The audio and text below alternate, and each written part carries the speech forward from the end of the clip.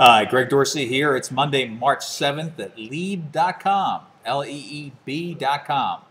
Be sure to sign up for our free newsletter if you haven't done so already. It's chock full of good advice you get on a regular basis.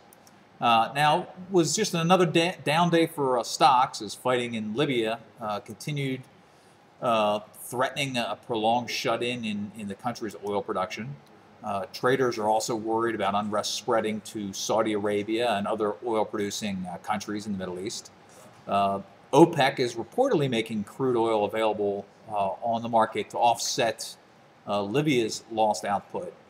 But should unrest that reach Saudi Arabia and upset that country's output, we could be looking at much higher crude prices and a heightened risk of another global recession. To be honest, though, today's trading, despite the taping overwhelmingly red, it wasn't all that bad in terms of the AD line or volume. So we'd hesitate to make too much from it, or last week's action for that matter. That said, we'll probably remain mired in trading range for some time to come, bounded by 1340 on the upside for the S&P 500 and 1280 on the downside.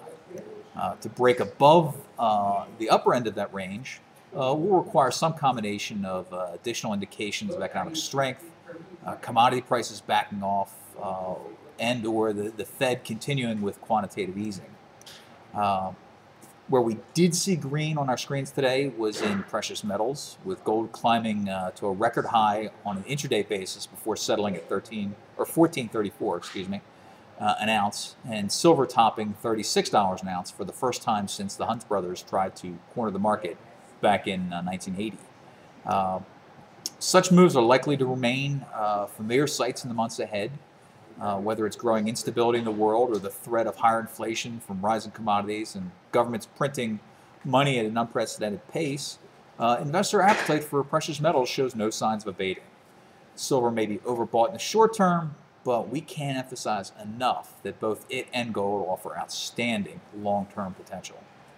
That's all for now. Thanks for stopping by, and we'll have more for you later in the week.